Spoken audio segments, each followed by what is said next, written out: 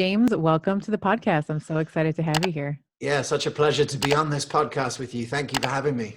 Oh, you're very welcome. I'm so happy to be having this conversation with you. We are going to be talking about the power of community and how it has the potential to cure and reverse chronic disease. And I thought for the listeners, as we're getting started, to maybe explain some of your origin story in terms of how you got into holistic medicine and functional medicine. You are basically, holistic royalty in terms of like how gave birth, how you were delivered and, first chiropractic adjustment. So maybe just give us a little bit of background in terms of who you Yeah. are and where you come from. Well, look, I'm really outing myself in this next book because I hadn't really talked about it, but I was born in a commune in Colorado. And if that sounds unlikely based on my accent, is because I was born in Colorado, but I grew up in England and South Africa. I was born in Colorado. It was an intentional community. And that intentional community was really there at the beginning of the integrated medicine movement. A lot of the ideas behind the community have become, I would say, like mainstream self-help spirituality over the last 50 years. But yeah, I was born there and I didn't realize that that was abnormal until I showed up at school 11 years later and realized no one knew what a chiropractor was and that people ate food that I did not really recognize as food. And I just sort of adjusted to sort of new life. My mother, I was the only kid at school whose mother insisted, and this is in the 80s, that I not be given antibiotics at the drop of a hat. And so somehow, with no medical training, my mother had sort of had a preeminent viewpoint of, or sort of understood ahead of time that there was going to be a downside of the overuse of antibiotics. And that just always stuck in my head. Like, I was like, how did she know? Like, what does she know that we didn't know? And ultimately that was the foundation. So that was up until age 11. I got put in boarding school. My dad left the community very suddenly. And, as most teenagers do, I went through a phase of thinking my parents are insane. And so I sort of took a different path towards a degree in economics with a focus on health. And then I got the best paying job I could, which was an investment banker. And I did that for about a year before I kind of realized I was playing for the wrong team and decided to take a different path from there. Yeah, and most investment bankers, and I can say this because I've known many of them, they are curiously born without a soul. I don't know what the issue is there, but they're sometimes very it's not necessarily in alignment with who I know you to be. No, it definitely wasn't. And yeah, I just, I had a little help along the way. My mentor told me on his leaving party, like, get out, don't waste your life. I've been doing the same thing for 30 years. Right. And, there was also, I was always intrigued by health economics was always super interesting to me because I'd studied it at university and I saw, all of these major countries, America being the most obvious example, sort of about to fall off this huge cliff, Mm-hmm. right? Where health costs were going up, and there wasn't any sort of reasonable plan for them to go down. And the US was the worst example with the spending going up, the return on investment from new investment in health being terrible, but the UK and other countries were all following. And, having grown up in such a different health environment, I just sort of had a moment where I realized, like, maybe some of what I was born into is a part of the solution. And maybe I'm not born here to be an investment banker. Maybe I'm here to follow a different kind of a path. And, so that was 15 years ago. I quit my job as an investment banker. I moved to Georgia, the state of Georgia.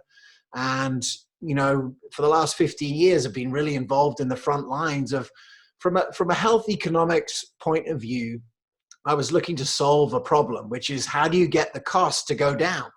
Right. How do you get health to go up? And that started by, working in a clinic and seeing people's health transform, right? Seeing people reverse their chronic illness, seeing people who had digestive issues like Crohn's and colitis, or autoimmune stuff like lupus or rheumatoid arthritis, and seeing them lose that diagnosis under the guidance of an empathetic practitioner, naturopathic doctor in this case.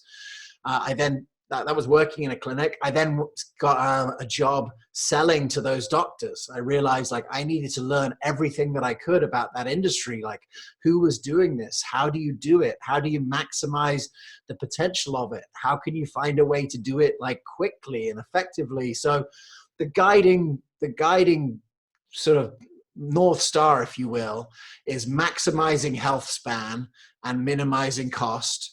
And I'm taking all these jobs and doing all this work sort of with a vision for trying to really understand that. And so that's been the journey for the last 15 years. It's taken me through, running a clinic, selling to these doctors. I started my own company in 2010, helping doctors sort of who were doing this communicate their message more clearly to their community. And then kind of around 2013, 2012, 2013, I think I understood really the world very clearly, this part of the world. And that's when I started to think about kind of expressing myself and my own ideas about how to solve this. And in 2014, we started a thing called the Functional Forum. It became the world's largest functional medicine conference. We did that by making it free online for doctors, trying to make it aspirational and cool to practice the medicine in this way, putting people on stage like Dr. Kelly Brogan, who was in the first show, who was just like dynamite and sort of an aspirational character that other doctors might want to be. And then for the last 5 years, we've been helping doctors make the switch from conventional medicine to functional medicine and sort of building the army ready for this next phase, which is the transformation of healthcare around these principles. Yeah, and you're such a disruptor around this. And the functional forum is one of the other things that I would add to that is that it's accessible, because one of the big, it's planes, trains, and automobiles, right? To get on a plane, to go to a conference and the accommodations and, to be away from your family, that's a really big ask. But if it's online, you're really removing the barrier to getting access to, rock stars like Dr. Brogan. I agree with that. And I love what you've done there. And your first book, I have to say, The Evolution of Medicine, which I think was sort of the first piece. And now we're going to talk about the next piece, which is the community cure. But your first book really, if I could summarize it, was almost like a love letter to, medical professionals, healthcare professionals around this idea of community, this community micro practice. Yeah. And for me, it really impacted me, because I remember reading it. I picked up the book at Mindshare, which JJ Virgin runs it, has been a mentor of mine who I know you know and love. And I was rebuilding my clinic after it had burned down. And I said, you know what? I want this clinic to be a community center for people. So we ran yoga classes, rehab classes. We had, March Madness, basketball challenges. We had, everything was sort of through, that we had brain puzzles and stuff like that. But the through line was I wanted the clinic to feel like it was a home away from home for people, and they felt safe and they felt protected. And I think that was like the first piece of your mission, if you will. And now with the community cure, I think your aim, if I can summarize it for you, and maybe you can correct me if I'm wrong here, is it's to put the social back into biopsychosocial, right? It's that community aspect that I think you're really gunning for. Yeah, look, I mean, the first phase was, can we get enough doctors trained and practicing this new way of practicing? And just to like take a step back, it's really healthcare where the goal is self-efficacy. And what that means is the goal where people can take care of themselves and they don't need a doctor and they don't need medication, right? That's not really the goal of modern medicine. The goal is just like symptom suppression. The goal is, is managing. And if you start with that goal, you end up with the majority of the population on pharmaceuticals. And that is what leads to an explosion in cost. That is a problem for every organization that's, or every country or whoever's paying the bill. And so, the goal was self-efficacy. So we needed more doctors that were trained in that. And that was the purpose of the first book, The Evolution of Medicine. My goal with that book was, if I put it in the hands of any doctor, at the end of it, would they feel like, oh, this is something that I should be doing, and here's a roadmap for me to get there. But I realized, after that, and it was great, met tons of doctors, it's been really fulfilling to, see hundreds, if not thousands of doctors make the switch to functional medicine and start to practice in this way. And the ripple effect of that is amazing. But ultimately, there's a few things. So in the US, there's a reasonable shot that a lot of people could end up getting their healthcare that way. But it's still outside of the box, right? Seeing a doctor like this is outside the box. And certainly when you live in Canada or you live in the UK, where my mum lives, where I grew up, it's unlikely that you can have any meaningful impact on health by playing around the edges like that, right? Getting doctors to quit their practice, start a micro practice and do it. And sort of at the same time as I'm realizing that, I'm also starting to realize that because chronic diseases are biopsychosocial in nature, like you just said, like there's biological reasons why they come along, there's social reasons, there's psychological reasons, and they all sort of interplay. That ultimately, a biopsychosocial disease needs a biopsychosocial cure. Yes. You can't cure a biopsychosocial disease with a pill, right? As much as someone would try and convince you, like those two things just don't match, right? If you are lonely and that causes a genetic predisposition to give you depression, right? You can't solve that with a drug. It's not the, what's the word I want to say? Make a note here. It's a mismatch. It's a mismatch. Yeah. There's a mismatch between the cause and the cure. And so ultimately I was like, okay, let's think about it. So one of the things that a few months before the Functional Forum started, I had, for the first time in 2013, heard about this concept of a group medical visit, where instead of seeing people one-on-one, you see people in a group. Now, if you've known an alcoholic or you've been in AA, you know that this is a normal way of treating people who have alcoholism, because they realize that there's a value in the peer-to-peer side of things, where one person's experience helps the other person. And when you think about it, lifestyle-driven chronic disease is a lot more like alcoholism than it is like getting in an accident or getting in a car accident, for example. And yet we were treating people with these chronic diseases as though they just had an accident, putting them in front of the doctor, giving them a drug or otherwise. So I just, the first time it hit me, I was like, look, this is a really elegant solution, right? Because you create this community, behavior change is easier, it's super efficient. One of the problems with functional medicine in its first iteration was that it just took so long to do. There's no way that it could be the standard of care. And how are you going to find these, you started a massive center doing functional medicine. Where are you going to get all these doctors from? It just made no sense. And I was frustrated because the only way that I could see growing functional medicine was in this like small little niche outside of the real medicine, quote unquote.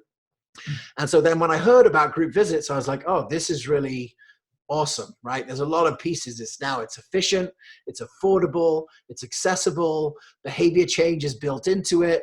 But what I never got was, because the way that the first group visits that I heard of were being done, it was a one-off group. So it was like a diabetes group where in 2 hours, we'll bill you for a 15-minute visit, but you're actually going to get a 90-minute visit. And in that time, we're going to talk about all the different ways in which diabetes comes along and ways that you can avoid it and reverse it with food, toxicity, all the parts that manifest in it. But what I didn't get was that you don't really become friends in an hour and a half with the people you're with. It might be an interesting experience, but there's not real friendship. And one of the things that hit me, through this time was realizing that, functional medicine bills itself as the root cause medicine, right? If you ask people what is functional medicine, they'll tell you it's root cause medicine. And yet the biggest root cause of all, more than smoking, more than alcoholism, more than nutrition, was loneliness. And as long as we were treating people one-on-one, we were not solving for that. We were not affecting that at all. And so last year I did this tour around the US in a bus with my family, And as part of it, we ended up going to the Cleveland Clinic Center for Functional Medicine, which is sort of like the most exciting project in functional medicine, the first time that a major academic institution is taking on functional medicine. And I found that they were starting to use, or they had been using for the last 2 years, a 10-week, 2-hour-a-week group run by physician's assistants and nurse practitioners and dietitians and health coaches. And the results were unbelievable, like ridiculously good. And that data is still about to come out. It hasn't come out yet. And I was just like, this is it, right? This has got everything that we need. It's got the Cleveland Clinic stamp of approval. You're introducing people who are lonely to each other and recreating community inside the medical system. It's available on insurance. And I was like, this is it. Like, this is the way that it's going to go down for mainstream adoption, right? Not just some little thing on the side, but just like the new standard of care. And so as soon as that happened, I just decided I wanted to learn everything I could about groups. I did a whole 10-part podcast series. And for the first interview with the first doctor on that series, which is this other doctor, Jeffrey Geller, the interview was so good. I was like, this has to be a book. And that was almost a year ago. And Dr. Mark Hyman, I think, so that program that you're referencing from the Cleveland Clinic, I think it's a 10-week program. It's mandatory before you see any doctor. And I think he was saying something like 50% of the patients at the end of that program no longer required medication because of the lifestyle, the accountability, the cure for loneliness that had taken place during that time, which is incredible. Yeah, it's absolutely incredible. Yeah, you're right. And the numbers are staggering. And yeah, so it's been a great journey from them to see all the ways in which this is happening. It's happening in every vertical, right? So every, cardiology, trauma care, pediatrics, and then it's happening in every kind of horizontal, old people, young people, everything in between. Mm-hmm. And then it's also happening in different countries and different ways. It's really been fun to unpack the whole thing for the book. And I think that there's evidence of this, when we try to look at when we look at the blue zones and we say, what are the secrets of these centenarians? These regions of the world are, they have little evidence of chronic disease. They don't necessarily have access to sophisticated medical systems. And yet they have one of the things that all 5 of those, Sardinia, Okinawa, the Seventh-day Adventists, they all have really strong communities, and I think I would always say, sort of jokingly, that your networks, your social networks, will reinforce your neural networks, So I would love, if we can, and I want to get into the group plans, and I want to really dissect this framework that you've talked about in the Community Cure. I want to, just for the healthcare practitioners that are listening, and even for those that are not and are looking for ways to affect change in their own lives, let's talk about stats. Let's talk about what, like, loneliness. I know that there's no billing code we don't have a billing code right now for loneliness, but if you could go through some of the risk factors that we have for health in terms of data, like, what is the data telling us in terms of how loneliness affects health and health outcomes? Yeah, so loneliness, there's, you mentioned the blue zones. So the blue zones is not a fluke, right? There is data that shows that, that the degree to which a country or a community is integrated, the more integrated the community, the lower the mortality. So that was across a range of countries. So obviously, when you have a super integrated community like they have in the blue zones, you would expect to find that mortality would be lower and life would be longer. So, it's not a fluke. Then you get into, sort of what I was sharing a minute ago, which is the role that different lifestyle factors play in all-cause mortality. So whether that's smoking or alcohol or nutrition, and social stress, which is isolation, loneliness, is a bigger driver of all-cause mortality than those, and there's science on that. And then even at the cellular level, which is, so you can go from the macro right down to the micro, there's scientists that are doing, and you've area of research called human social genomics. And this has to be new, really, because the cost of genetic testing and sequencing has been so high that it had to come down to a certain reasonable level before you could retest people like again and again to see what's happening. But ultimately, even at the very at the deepest level, at the cellular level, you see that social stress is driving inflammatory pathways. There was one stat that I have in the book, which is that if you're subject to a targeted rejection, which is someone intending to break a social bond with you, like a divorce or you get fired from your job, your risk of depression goes up by 22 times or 21 Wow. times. Wow. So, and that's targeted rejection. If it's just general rejection, like a whole division, gets fired, then that's only a 2-time risk of depression, but a 21-time risk of depression because it's targeted rejection. So, those kind of stats were super interesting, but then you start looking at it across like different disease categories. What is the best predictor of whether a woman with epithelial cancer will survive? It's a social network. It goes across all the chronic diseases. So the reason why these groups are so effective is because, one, you're solving the biggest factor, you're solving loneliness. But more importantly, I think you're actually creating a structure where people can execute on the healthy behaviors, right? Because, most of it is being, if you look at Okinawa, is it that, or, the Seventh-day Adventists, is it because they're not lonely, or is it because the culture just determines that, like, let's say the Seventh-day Adventists, the Seventh-day Adventists are in Loma Linda, California. That's in the Los Angeles Bowl. That is, Right. that is not like a pristine environment, like you might argue that, say, Nicoya in Costa Rica is. Right. These guys fast 1 day a week. They have exercise built into it. In Okinawa, standing up and down, sitting and standing 25 times a day, older people, that's unbelievably healthy. These are functional movements that can be used. So each one of these cultures, like in Sardinia, it's not everyone in Sardinia, it's these hill farmers that walk their sheep, to the top of the hill and back, and they're 95 years old. So like that's, there's some inbuilt structure where people are sort of getting healthy behaviors that's inbuilt to the culture and reinforced by the community. So, ultimately what we're doing with the group visits is just doing that. Because, one of the things that's been amazing to learn, and I learned this from Terry Walls, who I'm sure most of your community is familiar with. She reversed her own MS, right? Incredible story. So she reverses her own MS.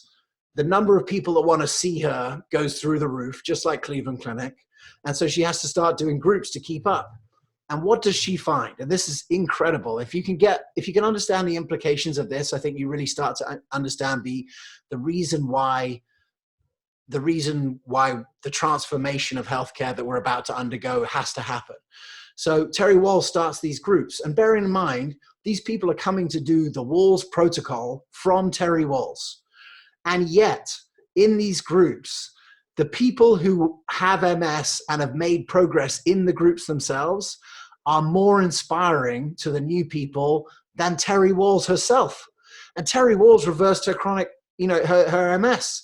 So in that way, you start to see that, like, even health practitioners like yourself, your patients, you walk the talk, right? You're healthy and you glow and you look amazing. And I think the patients who have a chronic illness are thinking to themselves in the background, you don't know what it's like to be me, right? You have no idea what it's like to have the situation that I'm in. And I'm glad that you're an expert, but you don't know.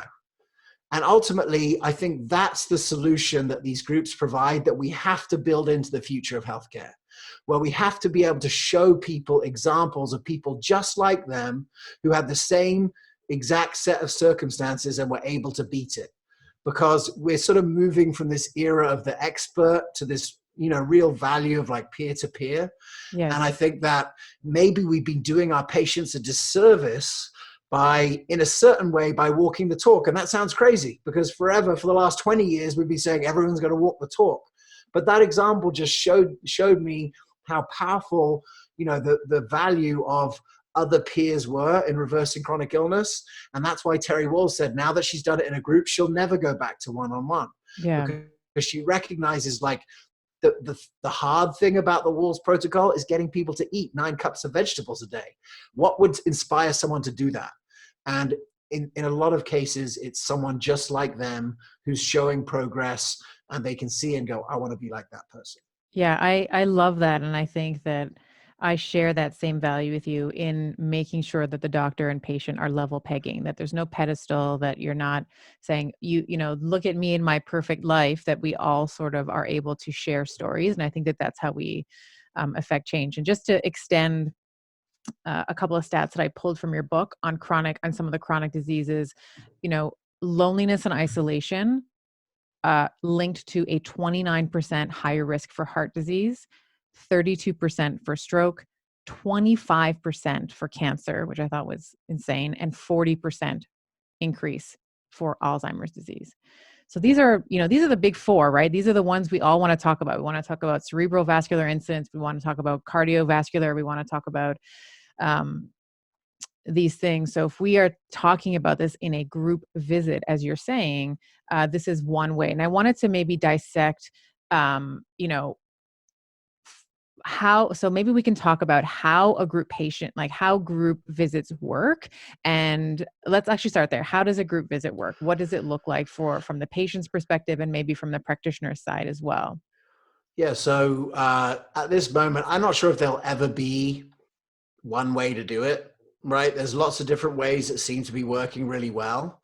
You know, some groups come around because there just needs to be a different level of efficiency, right? It's very efficient to do a 20-person thing. Like Right. you can imagine, right? If you're the way that it always starts out with these groups is a resource constraint. Cleveland Clinic, resource constraint, way too many people want to come. Terry Walls, all the examples sort of Mm-hmm. start out like that. Mm-hmm. And that's like an efficient delivery of information. But I think where the future is connecting people into these groups ongoing.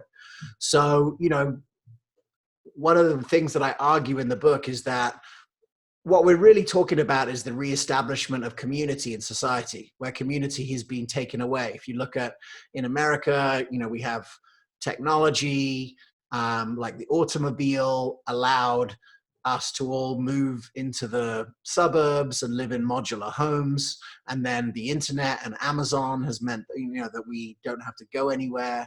And so you have the breakdown of community there. And you know, you also have the breakdown of like traditional structures of community, like the church and so forth. Right. So what we're about is the reestablishment of community. And we could do that everywhere. But the reason why I think it makes sense to reestablish those groups in healthcare is that eventually everyone comes across some sort of health issue. And that's a moment where we can sort of bring them into a group if they need it. So what it looks like is for a patient is just showing up, and there's going to be a bunch of other patients who have similar kinds of conditions than you. Maybe they do, maybe they don't. But they, you know, but ultimately everyone is there because they want to get better. And it probably looks like over a series of weeks, you know, initially starting to share with the group why you're there and what your goals are and why you want to be healthy, right? That was one thing that I heard all across the board is that by starting with why you could, it's very possible for groups to be mutually disempowering, right? Right. If done the wrong way, if it's not facilitated well. And so, you know, mutual empowerment takes, you know, to start with purpose really is a great way to do it. And then over time, you're going to learn some things. You're going to learn some things from the content. There's going to be some content that's either generated from the health professional or is generated from the group itself, right? A lot of the most interesting groups, you know, the groups solve their own problems, right? One person will say, well, I'm having a problem getting to this group because like my car broke down, and the other person's like, oh, I'll give you a ride. And so like there's community that's been created, the group's solving their problems. You're probably going to find that there's some healthy behaviors being done in the group. So one of the awesomest groups I went to was called Open Source Wellness. And in the 2-hour group every week for 16 weeks, they don't talk about meditation, they meditate, right? They don't talk about eating healthy, they eat healthy in community. They don't talk about mindful exercises, they do it. They don't talk about doing exercise, they're exercising. So I think that there's an opportunity to actually do those healthy behaviors in the group. And then, there's probably going to be some sort of process of like feeding back to each other what they learned to what their experience has been so people can learn from each other. So that's sort of like the main structures that people do, but we're seeing all kinds of innovation. The biggest group visit actually that's ever run is called Centering Pregnancy. And that's very specific for women who were about to give birth. And as you probably know and can appreciate, if you go back and you think evolutionarily, this is the time that the community was the most important. Right. And I think a lot of like what you might see as postpartum depression, like Kelly Brogan really like has been banging this into me for years, is that what we think of postpartum depression is just like a natural reaction to the fact that we're isolated in a time where we should not be isolated. It's a lack of connection. Yeah, Yeah. exactly. And so, Mm-hmm. so Centering Pregnancy has grown. They've had, I think, 70,000 people have gone through the program. That's already available in health systems to a certain degree. So, some of it you're coming together for a very specific purpose, reversing your type 2 diabetes, having a baby, whatever. And some of it is, it is just maybe a function of the medication that you're on or a function of the training that you're going through. But the real potential of these groups, Stephanie, is beyond the medical system, right? Like if you look at some of the most exciting group programs that have happened, they're being organized by churches or schools or offices or factories.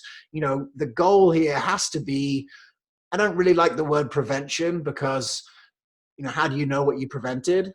I'm Right. talking about salutogenesis. I'm talking Yeah. about health creation, like groups of people supporting each other to get healthy and avoiding chronic disease by doing healthy behaviors consistently, right? Prevention is very disease focused still. We're talking about health focused health interventions.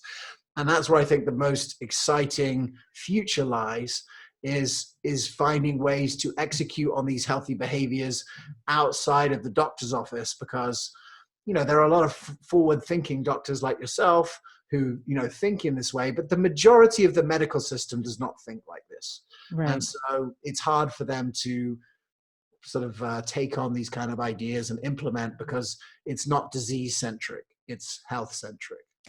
Yeah, and it's interesting when I look at, my older relatives or even Giovanni, my partner, his parents, who I know they're Italian. They're just used to having multiple generations in one house. The woman gets pregnant, and then there's grandma, mom, and then the kids, and everyone's helping sort of run, cooking, cleaning, giving the mom a break when she needs it. And meals are, this sacred time where no matter what's happening, everybody sits around the table, breaks bread together, shares about their day. And I love what you're saying, because when we look at this in North American culture, we see, you know, uh, if we even see dinner together at all, it's been cooked from, maybe you've ordered it on Uber Eats or you go through drive-throughs. And there's that time with people, or if you're in North America, sometimes you don't even live in the same town as your parents anymore. You've moved to another town to make a better life for yourself.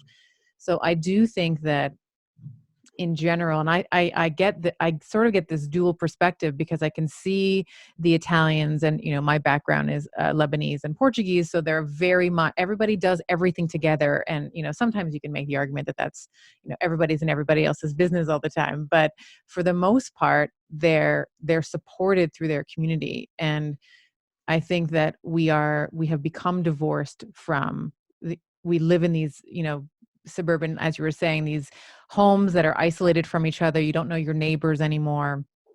And I like what you did in the book, because you sort of put together the 7-step. I mean, it's done within it. This is really written, I think, for anybody who's wanting to drive community, whether it's through their own practice or it's out in the community.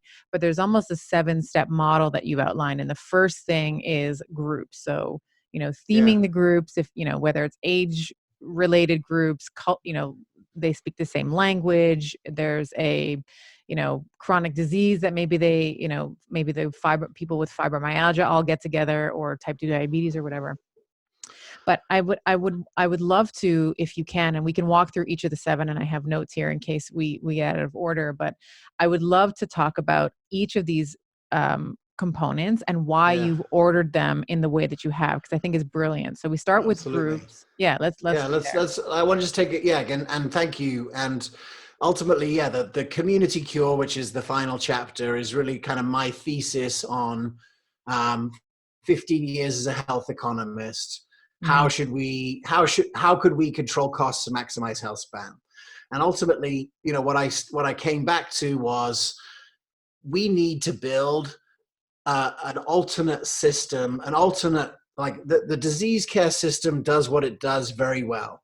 We've put unrealistic expectations on that system to do what it was not designed to do. Like the healthcare system that we have today, whether it's the UK system, America system, Canada system, or any westernized system, was really designed to deal with acute disease, trauma, infections, car accidents, all that kind of stuff. Yes. And it was all created in that era. The kind of diseases that we have today are not those diseases. You mentioned the big four. They have almost nothing in common with that. So going with a drug first approach is doesn't work on that way. So then I was starting to look, okay, we're going to build this new system. And rather than thinking, oh, this is going to be something that's so cost prohibitive, what could we build on that already works, right? So I started to look around and see what are some ideas that we could build on. And an idea that I learned about through over the last 14 years, a concept that in my mind appeals to me as an economist. It also appeals to me as a human, as a Hmm. father, is this idea of the therapeutic order. And the therapeutic order comes from naturopathic medicine. And all it says is we should start with the least costly, least invasive interventions first, and then work our way up to drugs and surgery as a last resort. And again, it makes sense to me as an economist because I'm like, yeah, let's try and do the most with the least, right? That's super Yes. efficient. MVP. Yeah, the Yeah. minimum viable But product. then also it appeals to me like we live in a world where death from drugs and surgery, death from medicine, iatrogenic disease is the third leading cause of death. So by doing the least invasive thing first, we're actually minimizing harm. First, do no harm, right? This is like right on that zone. So that's why it appeals to me. And so in that system, there's these seven steps. So the first thing is we have to solve the social determinants of health. And for all the people who have been involved in functional medicine for the last 30 years, I think we have to be honest with ourselves that it's only really been for rich people. And ultimately for people who are disempowered, right? There's no way you can do yoga classes and, cook healthy meals from home if you don't have a car, or if you're working 3 jobs, or if you have 5 kids and no support. Or And access so, to nutrition knowledge. Like, yeah, how would you exactly. know? Yeah, organic versus not. Yeah. So, Hmm. so the first layer has to be solving the social determinants of health. Hmm. The next layer has to be, kicking in the natural healing ability of the body, right? The body heals. You cut your finger, it heals. That potential can go down, but that potential can be revved up. So that's part 2. Part 3 is improving function, and that's through supporting weakened systems. That's part 3. And then as you go up, it's like having structure. Part 4 is healthy structure. So that would be like chiropractic. That would be, physical therapy, like is the body aligned structurally? And then you have sort of green allopathy, which is like use of supplements and herbs and nutritionals to like kind of like to do the same thing as drugs, but in a natural way. And then part 6 would be drugs. And then part 7 would be high force interventions like chemo, autoimmune biologicals, and surgery. Hmm. Right. So that's the naturopathic therapeutic order. And I think it's really smart. So then all I did was say, look, these bottom 3 layers, like if you look at, say, the Cleveland Clinic Functioning for Life groups, there's certainly a level of empowerment there, right? People are learning to read their own labs. They're getting together to solve each other's problems. They've evolved these groups to serve, let's say, minority men who have, the worst problems with cancer and heart disease, right? So that's happening. There's empowerment happening there. When we talk about turning on the healing potential of the body, Jim Gordon's mindfulness-based stress reduction groups, they've reduced PTSD by 80% in Kosovo and Gaza and, Puerto Rico after the hurricane. Wow. Right. So obviously there's potential for these groups. If you're going to do mindfulness-based stress reduction or acupuncture in a group, right, that fits well. And then obviously nutrition in the groups, helping people work out how to eat healthy and eating healthy, that happens. So all I said is like these bottom 3 layers should just be delivered in a group, and they could even be the same group. So ultimately, my vision for transforming healthcare is really to create this bottom layer of empowerment groups that facilitate turning on the body's healing mechanisms and dealing with weakened systems that have been weakened as a result of malnutrition and so forth. And then above it, you can have like the one-on-one care, functional medicine, chiropractic, and then even drugs and surgery is still there. And that was sort of my thesis. And I want to give you an example because there is one place in the world where this is happening, and it's totally amazing. And I didn't even put it in the book, but it actually happened right down the road from where I was born. So there is a town in the UK called Frome. And in Frome, 6 years ago, they set out on a plan to be able to solve loneliness. And in 6 years, what they've done is absolutely amazing. So for a year, the first thing that they did was to identify any group that was happening anywhere. And it's 3 towns. It's this area called Mendip. It's 115,000 people. So they identify in this town, any group. It could be a bereavement group. It could be a health group. It could be a sewing club. It could be a running group, anything. And they took those 2,000 and they whittled them down to about 400 things that were happening weekly, that were always happening, that they knew would be happening, and that would be good value for people. And they put them up on a website. That was the first step. Second step, they hired 6 health coaches, where they call health connectors. And their goal, if people were feeling lonely, they would go to the website with them and show them the different groups and connect them to a group that would be right for them. Right. So this was the only hiring that had to happen, was these 6 groups. And this is the most genius part of all of them, Stephanie. They not hired, but they then recruited. Now they have 1,000 what they call community connectors. So these people are unpaid. These are taxi drivers, people that work in cafes, regular people. They wear a green pendant and they wear a green pin. And their job is solely, they don't tell people what to do. They just show people how to get to the website. That's their job. And they also run these things called talking cafes, where different cafes for a certain number of hours a week are talking cafes where you can come in and you can meet with one of these health connectors or community connectors and get plugged into the system. It's been so effective. They've saved almost £3 million on emergency admissions into the hospital, A&E. Wow. Did you say 3 million? 3 million. And look, this is amongst 115,000 people. So it's not a huge country. So it's working unbelievably well.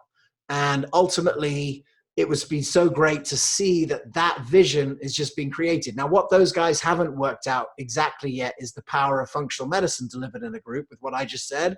Mm-hmm. But we're cross-pollinating as we speak. By the time this podcast comes out, the person who's in charge of that project and all the things that we're doing are connecting, and it's all being connected up. So ultimately, I'm super excited because what we see is that this future is at hand.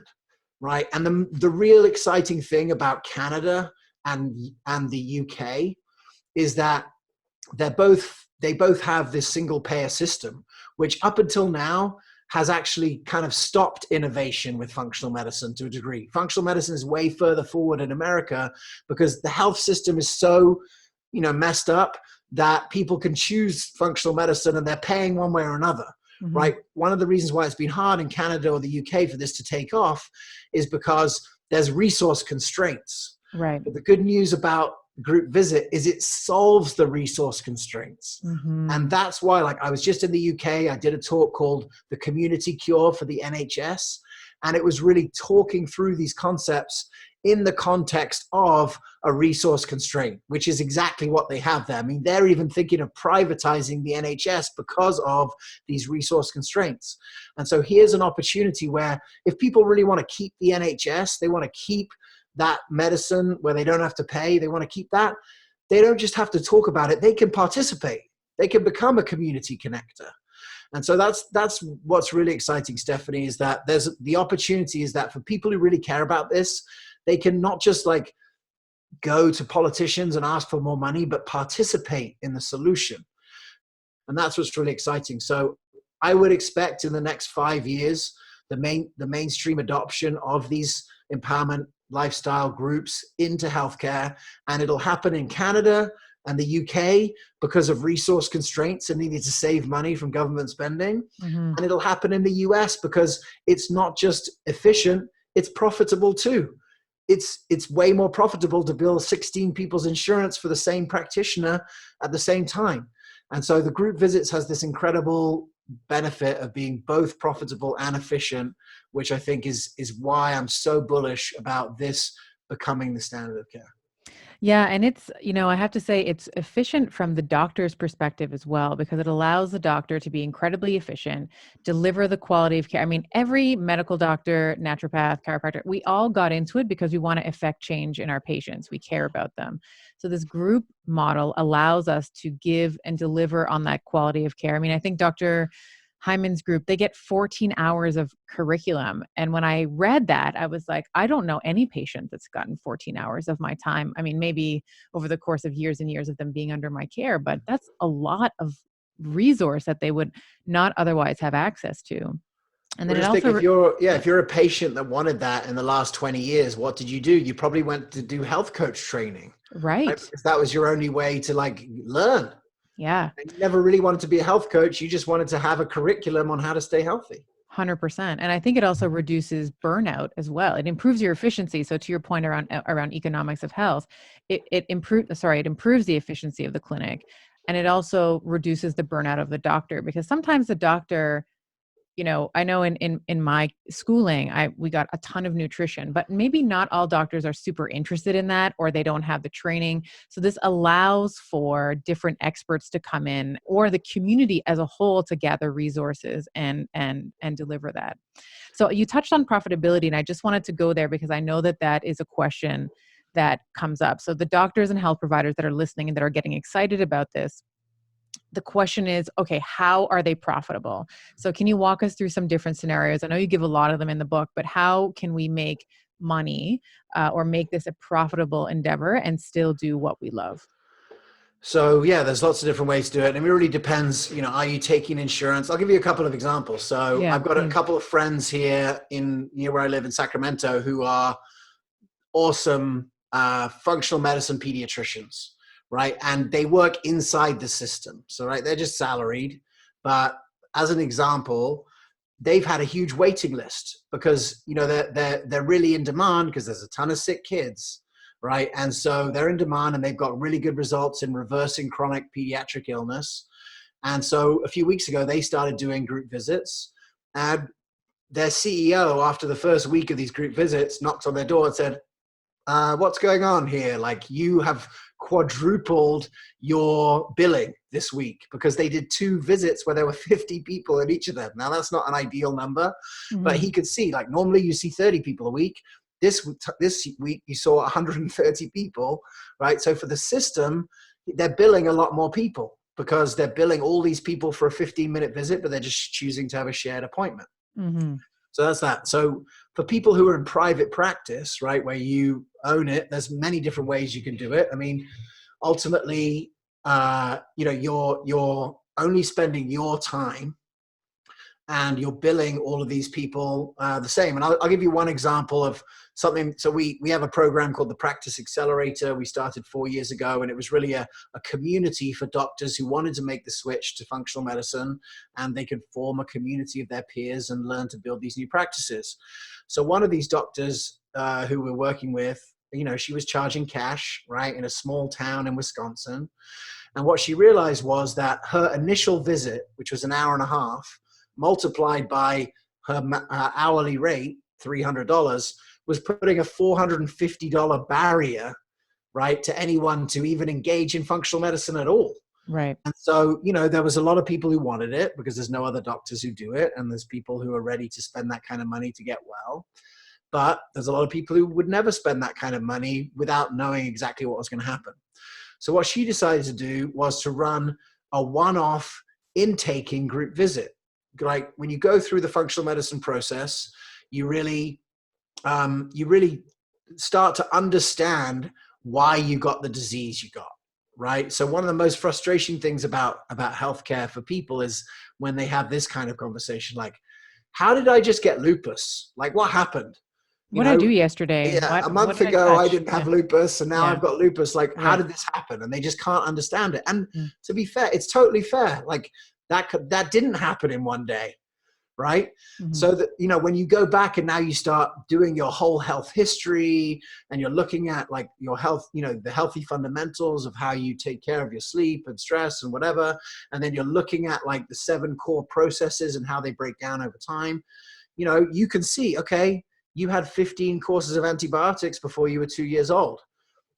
There was the starting point. Like, you never put those 2 and 2 together, but now you understand like some damage was done to your gut lining before you were 2. It wasn't your fault, right? And because no one really understood this that well at that point, apart from my mom, that you weren't given the chance to be able to repair that.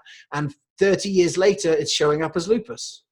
And ultimately, that sort of process has been really valuable. So imagine 18 people in the waiting room, because that's how many people could fit in the reception of this clinic, going through and plotting their own health history together, doing the intake that normally you do with a doctor for $450, doing it in a group together, and learning that. Okay, what percentage of those people are now, oh, this makes a lot of sense, I want to see you full time. So you've got the upsell, right, into going to see the doctor.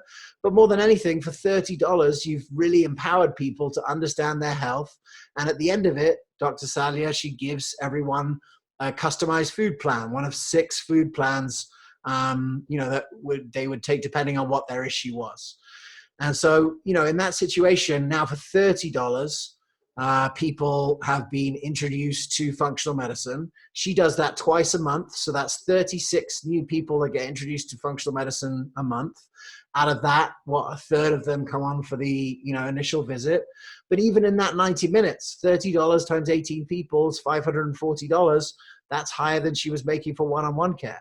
Mm-hmm. So that's just an example of one way that groups are being used to solve some of the problems of essentially personalized medicine. If you're going to do personalized medicine, it might take more time than just prescribing whatever drug is for that issue. So how are we going to build enough efficiency into the system to make it available for everyone? Groups is really the most obvious answer.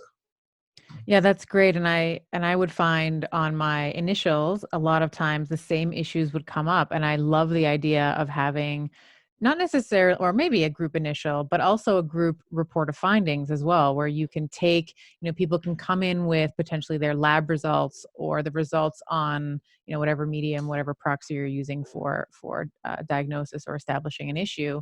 And then you can almost give a group presentation on what the things you want to be looking out for on your lab results are. And then maybe you can take them for, a 5 or 10 minute individual consult and looking at their lab results. Because I remember when I was doing day 1s and day 2s, that's sort of the internal language we would use. Like the day 1 was, the patient was explaining what was going on with them. The day 2, we'd have all the labs, all the diagnostics, we'd have the x-rays, all that kind of stuff. And we'd be going through it. 85% of the material that I would be telling the patient would be almost identical. And I can see when we're talking about economies of scale and we're talking about efficiencies, I think that in a group format would be incredibly useful so that you're also, you're bringing in that community aspect where people might have the same question, or someone asks a question that someone else might have been too nervous or, scared to bring up. And you're getting the general information across in an efficient way. And then you can take the individuals maybe into, your examination room for their, if there's any nuances or anything in that way. Is that something that you've seen as well, or is 100%. So yeah, in in a billable group visit, you typically do have to have like a semi-private screening with people to do the stuff that you have to do in order to make insurance billable. Mm-hmm. So there's certainly examples of, you know, a two provider model where the rest of the group is sort of in a facilitated conversation with, let's say, a health coach answering each other's questions, and then the doctor is taking people one-on-one to have little conversations with them. I think it's actually an innovation to talk about what you're talking about. We've certainly seen group lab reviews too, right? In a group lab review, you're not telling people what their labs mean.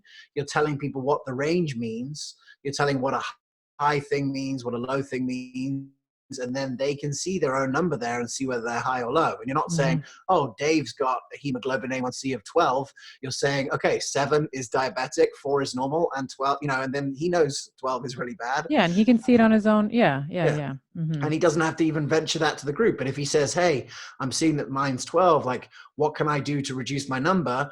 Then Dave over there goes, oh, well, I just started eating a plant-based diet with, good, with good, the fats and good, whatever. And I got mine down in 3 months to 6.5. And he's like, really?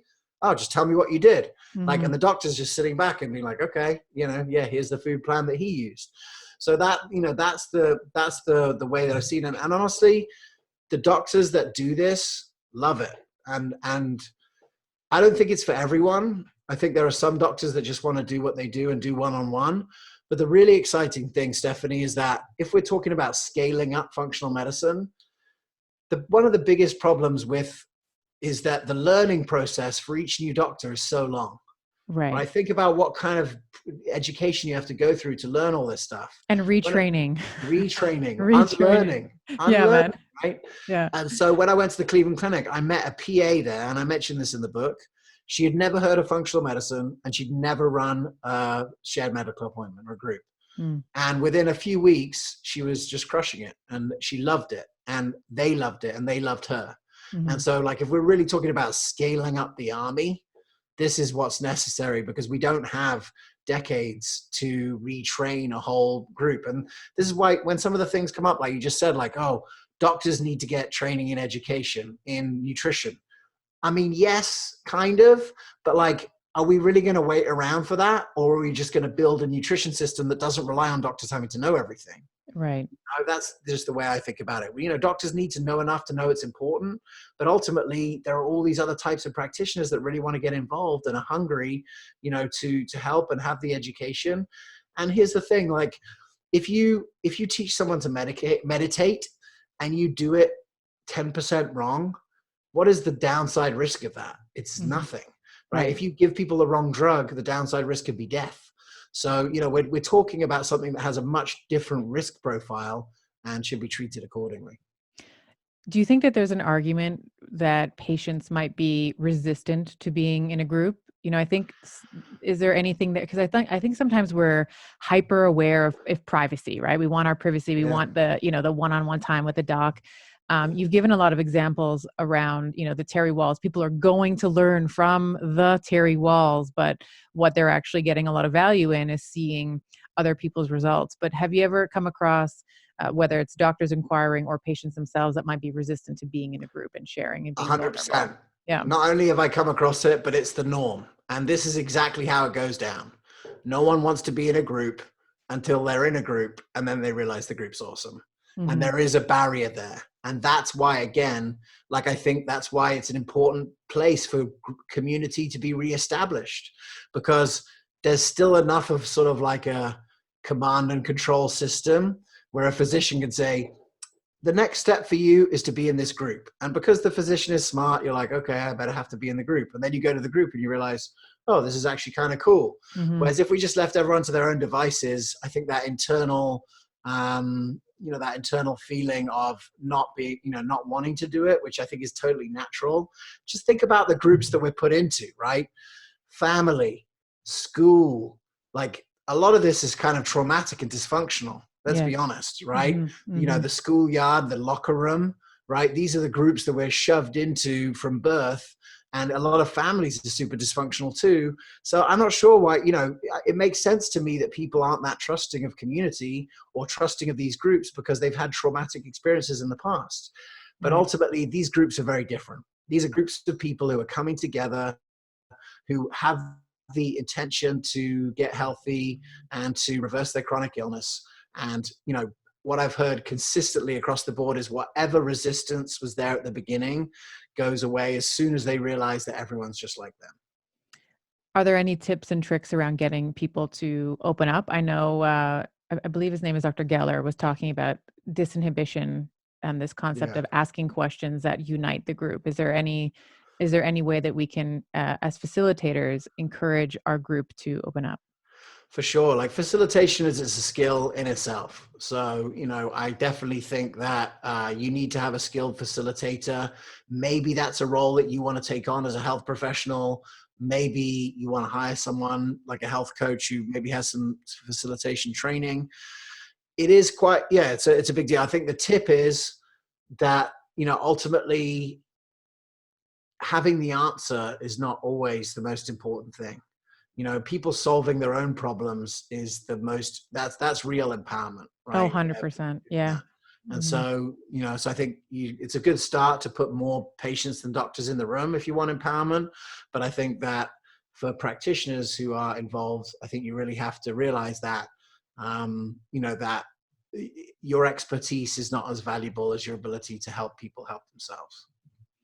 And I think that there can be, when we're thinking about how to make a group the best that it can be, I think setting up boundaries around what they can expect from a group, from the group as well. Like if you're coming in with this idea that you lead with positivity, for example, or there's guidelines around the way that everybody communicates. Like there's no shame, like there's no place for shame. Everybody is accepted here, no matter what.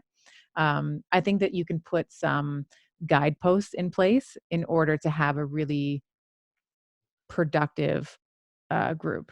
Would you say that that's Yeah, true? no, 100%. In the book, we get really specific into that. Look, there are things that can go wrong in groups for sure. And Hmm. so, we've done everything that we can in this book to, for anyone who's reading to participate in a group. There are plenty of groups that have been created around specific kinds of conditions that are not in the medical system, like groups for community batch cooking, for AIP, for people with autoimmune, or cancer groups that get together. So, there's plenty of value on that end. But in the book, in chapter 6, is really like a step-by-step guide on how to run a group and how to deal with problems that can come up inside a group. And so, yeah, we just have to, the cool thing is we're not starting from scratch. There's years and years of experience of people doing it. And Hmm. what we've tried to do in the book is just share as much of that as possible so that anyone who wants to run a group can do so. And I will say that chapter 6, it is very detailed. It's like bring enough pens for everybody, have stickers for everyone's name. Like you go through literally everything. So, if you've never run anything like this before, the community cure in that chapter specifically, there's very much a template for you to run your first group. And I have to say I love this idea so much because this is you're bringing people together in circles, connecting as we've done, like the beginning of time.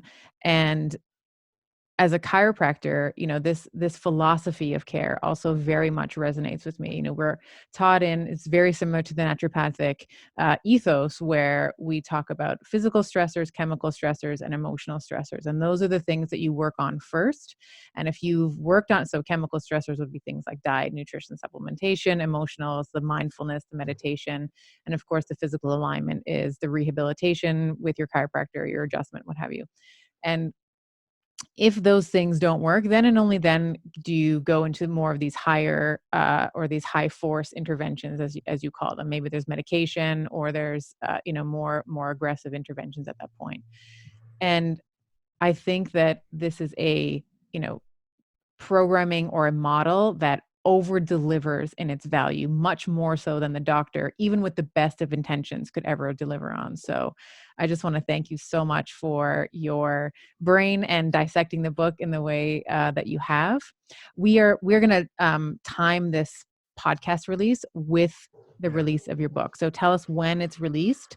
And I believe it's are you giving this book, is this free on Amazon? Like Yeah. tell us the Yeah, deal. so we want to make this book available to as many people as possible. If you're listening to this, it is from the 14th to the 18th of January 2020. It's going to be available for free on Amazon via download. We will make, we have physical copies, we have audio books. But yeah, ultimately we're just trying to make it as available for everyone. And I'm sure you can have a link to send people to. Yes, we'll have all that in the show notes. But Yep. yeah, like and ultimately I'll tell you, if you get the book and you like it, you have full permission to like send it on to anyone. I mean, ultimately I'm here for the large scale transformation of the health systems. I'm not really caring about selling a certain number of books. And one of the things that I think with this book, in the last book, it's not that interesting to, let's say, someone who's in charge of a hospital to hear about doctors leaving the system and starting their own private practice. It might annoy them, actually. Yep. Whereas now, if they read this book, anyone who's in any sort of like authority position, whether it be a politician or, someone who's in charge of like a health system or any sort of health administrator, that's one of the cool things about this book, is that the heroes of this book are a lot wider. The woman who started the Cleveland Clinic Center, like Mark Hyman, was obviously there in the midst, but Tawny, who's a 20-year administrator at the Cleveland Clinic, like she's the one who came up with Functioning for Life. Mm-hmm. So now the administrators have a chance to be the hero, because they're creating these programs that can really transform health. So I'm excited to get it into the hands of so many people. So if you're listening to this, download it, read it on your Kindle, MP3 it, send it out. You have my permission to steal it and send it. Thank you so much, James, for your time. I really, really appreciate it. Of course.